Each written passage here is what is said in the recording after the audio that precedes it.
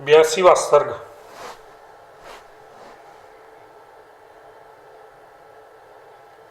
अज्ञान रहने पर कलार सहित तथा भली भांति ज्ञात हो जाने पर कलार रहित चिद्रूप परमात्मा के तत्व का शोधन कर पर वर्णन।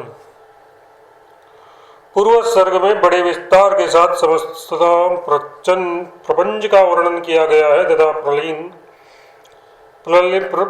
प्रलीन हुए उस प्रपंच की नृत्य कर रही काल रात्रि के भूषण आदि भाव से अंग में उत्पत्ति एवं मृत्यु भ्रमण आदि का भी वर्णन किया गया है। इस विषय में नष्ट की पुनः उत्पत्ति की संभावना न मानते हुए श्री रामचंद्र जी पूछते हैं। श्री रामचंद्र जी ने कहा, हे भगवान, जब प्रलय में सब कुछ नष्ट हो गया तब वह देवी किस अंग से नाच रही थी तथा सूप, ओखली एवं कुंभ आदि के द्वारा जो उस समय नष्ट हो चुके थे उसके माला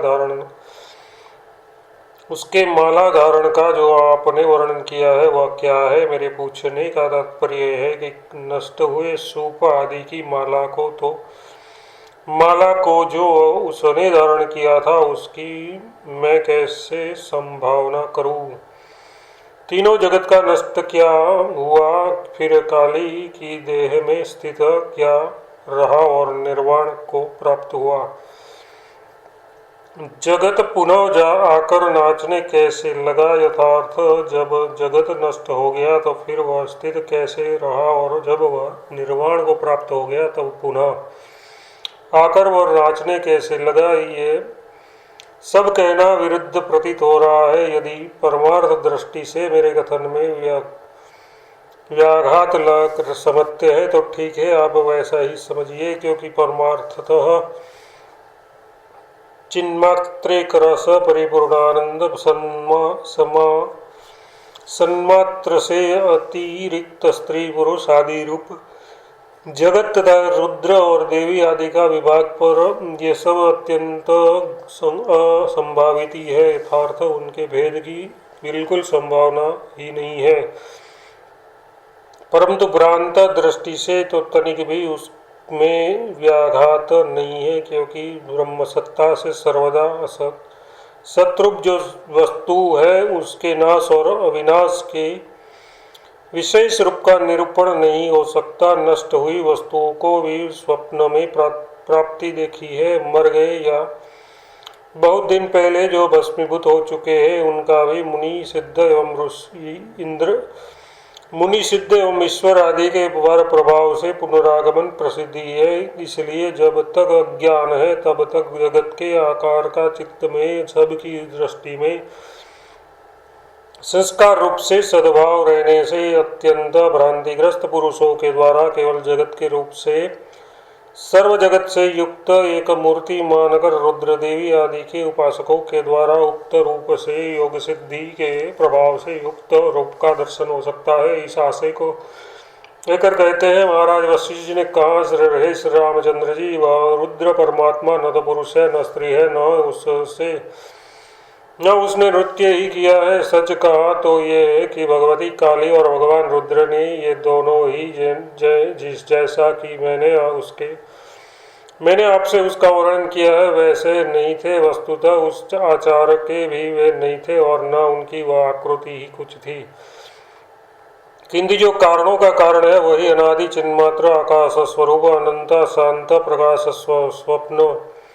प्रकाश स्वरूप अविनाशी ही सर्वत्र व्याप्त था। अति निरतिशय आनंद के रस वह ब्रह्म ही नीलकंठ त्रिनेत्र आदि रूप धारण कर प्रलय काल में भैरवाकार उपासकों द्वारा दिखाई देता है, क्योंकि उस उपासकों की वासना अनुसार वह परमाकाश ही जगत की शांति के समय भगवान भैरव की उस आकृति से युक्त स्थिर रहता है। चेतन ब्रह्म में ही वह जगत का उपसंहार श्रुतियों में प्रसिद्ध है। लोक में निराकार चेतन कहीं नहीं दिखता, इसलिए जगत का संहार करने वाले परमेश्वर में उपसंहायम परमेश्वरम प्रभुम त्रिलोचनम नीलकंठम शांतम इत्यादि श्रुति प्रसिद्ध रूप की संभावना अवश्य करनी चाहिए। इस आशय से कहते हैं, चेतन होने के कारण वह परमेश्वर अपने चेतन स्वरूप वैभव को छोड़कर ऐसे स्थिर नहीं रह सकता जैसे कटक केयूर आदि रूप अपनी आकृति छोड़कर स्वर्ण, जैसे कटक केयूर आदि के आकार में परिणित हुए बिना स्वर्ण नहीं रह सकता, यानी किसी न किसी अलंकार के रूप में स्वर्ण का परिणित हो जाना जैसे अनिवार्य है, वैसे ही चित्ती में भी चैत्याकार का अनिवार्य अवलंबन लोक में प्रसिद्ध है। इसलिए निराकार पक्ष की ही बिल्कुल असंभावना सिद्ध होती है। ये दृढ़तापूर्वक कहते हैं, प्राज्ञ कहिए चेतन के बिना चैत्य विषयाकार धारण किए बिना चिन्मात्र भला कैसे रह सकता है। ये प्राज्ञ कहिए न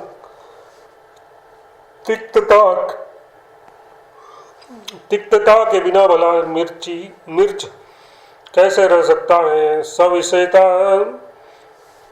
स्वभाव होने से भी अज्ञात चित्ती के कारण का किसी तरह परित्याग नहीं किया जा सकता। ये इस आशय से कहते हैं श्री रामचंद्र जी, विचारिए तो सही भला कटक आदि अलंकार स्वरूपता को प्राप्त किए बिना स्वर्ण की स्थिति कैसे रह सकती है, क्योंकि स्वभाव के बिना यानी अपने स्वभाव को छोड़कर किसी भी पदार्थ की स्थिति रह कैसे सकती है। कहिए न माधुर्य के बिना इक्ष रस कैसे रह सकता है, क्योंकि माधुर्य से रहित जो इक्षु का रस है वस्तुतः वह उसका रस ही नहीं है। नष्ट हुए पदार्थों का भी स्मृति में भान होता है, इसलिए चित्ती दृष्टि से किसी भी पदार्थ का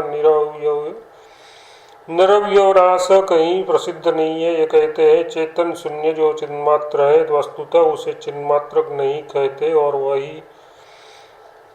और यह भी युक्त नहीं है कि चिन्मात्र आकाश का कहीं कुछ नष्ट हो जाए। ब्रह्म से अभिन्न जो ये जगत है इसके एकमात्र ब्रह्म सत्ता से अतिरिक्त रूपों की प्रसिद्धि न होने से किसी पदार्थ के नाश की सिद्धि नहीं है। ये कहते हैं उस ब्रह्म को ब्रह्म स्वसत्ता मात्र से अन्य कुछ भी कहना उपयुक्त नहीं है। यदि ये आशंका हो कि निरुक्तम चानिरुक्तम च निलयम चानिलयम च विज्ञानम च सत्यम न चानृतम च सत्यम भवंत इत्यादि ब्रह्म सत्ता से अतिरिक्त रूप का कथन श्रुतियों में पाया जाता है, और पामर लोग ऐसा अनुभव भी करते हैं जो तो इस आशंका पर कहते हैं हाँ, इसमें तनिक भी संदेह नहीं है कि वह ब्रह्मात्मा सगतकार से जगताकार से अन्य रूप स्वीकार करने के लिए पहले आकाश से अभिन्न अपनी आत्मा को बना लेता है। इसका तात्पर्य है कि यदि वह ब्रह्म अपने से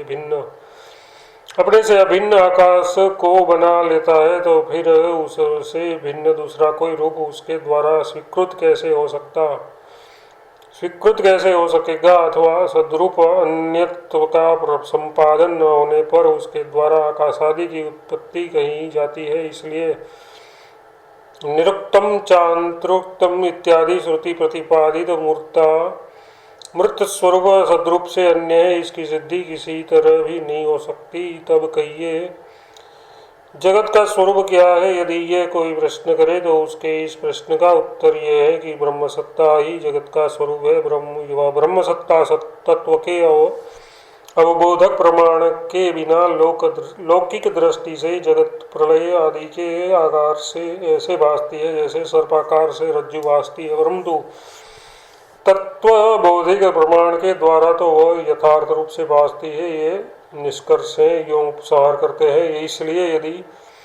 इसलिए आदि मध्य और अंत शून्य अशुद्ध सर्वशक्ति में आत्मक ब्रह्म की स्वसत्ता मात्र जो अपनी स्थिति है वही इस जगत त्रय का सर्व और प्रलय है। वही आकाश है, वही पृथ्वी है और वही सब दिशाओं के रूप में सर्ग और प्रलय है। तत्वावेदक प्रमाण के बिना ही आकाश और उत्पत्ति ये दोनों अविद्या दूषित दृष्टि से भासते हैं। वह ये भाव है कि तिमिरी रोगो युक्त दृष्टि से चंद्र की व्योमादि रूपता के भासने के समान ही वस्तुतः ये दोनों शुद्ध सत्तातीत अर्थ शून्य ही है। हे श्री रामचंद्र जी, जन्म मरण माया मोह जड़ता अवस्था वस्तुतः विवेक बंध मोक्ष शुभ अशुभ विद्या विद्या निराकारता साकारता क्षण चिरकाल चंचलता स्थिरता तुम मैं इतर वह सत असत मूर्खता पांडित्य देश काल क्रिया द्रव्य कलना केली कल्पना बाह्य और अभ्यंतर विषय कर्मेंद्रिय ज्ञानेन्द्रिय तथा जो ये सर्वत्र व्याप्त तेज जल अनिल आकाश और पृथ्वी आदि है वह सब शुद्ध निरामय चिदाकाशी है। ये अपनी शुद्ध चिदाकाश रूपता का परित्याग न करते हुए सर्वस्वरूप होकर ही स्थित है। इसमें तनिक भी संदेह नहीं है। ये सब कुछ निर्मल चिदाकाशी स्थिर है, इससे भिन्न कुछ नहीं है। इस विषय में स्वप्नादि की अभी खंडित दृष्टांत है। सत्य चित्त स्वरूप जिस एक परमाकाश परमात्मा का मैंने अभी आपसे वर्णन किया है वह शिव एको ध्येय शिव शंकर सर्वन्मय परिजन्य इत्यादि श्रुतियों में रुद्रमूर्ति के नाम से उपन्यास किया है। वही परमात्मा विष्णु आदि के आकार में उपासना करने वालों के लिए हरि वेश से स्थित हो जाता है एवं औरों के लिए यही पितामह भी होता है। हे श्री रामचंद्र जी, अधिक हम आपसे क्या कहे। यही परमात्मा चंद्र सूर्य आदि के स्वरूप की वासना से वासित बुद्धि वालों के लिए चंद्र सूर्य इंद्र वरुण यम बुध कुबेर तथा अग्नि रूप धारण कर स्थित होता है।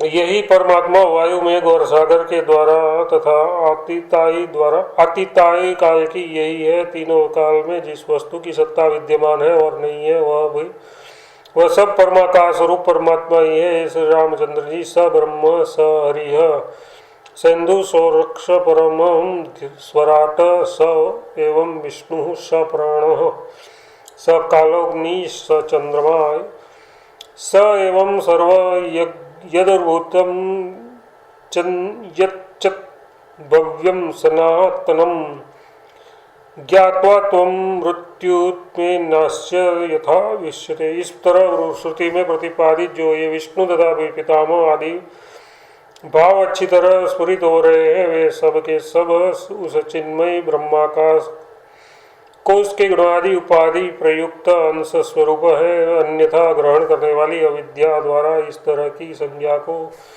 संज्ञाओं से ब्रह्मा विष्णु आदि ऐसे हो जाते हैं, लेकिन परमात्म स्वभाव मात्र का बोध होने पर जो वे सब चिन्मात्र स्वभाव ही हो जाते हैं। चिदाकाश स्वरूप ब्रह्म ही अज्ञ दृष्टि से अबोध स्वरूप होकर जीव और ब्रह्म जगत के रूप में स्थित है तथा तत्व भी दृष्टि से वही बोध स्वरूप होकर अपने स्वरूप में स्थित है। इसलिए भेद तथा द्वैत और ऐक्य कुछ भी नहीं है ही नहीं, ऐसा निश्चय करके इस रामचंद्र जी आप शांत हो जाइए। ये जीव जब तक परम ब्रह्मात्मक अपने स्वभाव को नहीं जानता तब तक ये अज्ञान स्वात्म स्वरूप संसार रूपी महासागर में जन्म मरण भ्रमणादि रूप नाना तरंगों की कल्पना करता है। परंतु जब यह अपने स्वरूप को जान लेता है तब तन्मयता को प्राप्त होकर निरामय ही उसी स्वरूप में स्थिर हो जाता है। यही कहते हैं अपने स्वरूप का ज्ञान हो जाने पर तो वह जीव ऐसे शांत हो जाता है, शांति को प्राप्त हो जाता है जिससे कि न तो वह समुद्र रहता है और न उसमें तरंग ही यथास्थिति वह संपूर्ण जगत उसके लिए परम शांत अनंत ब्रह्मरूप ही हो जाता है। 22वां स्वर्ग समाप्त।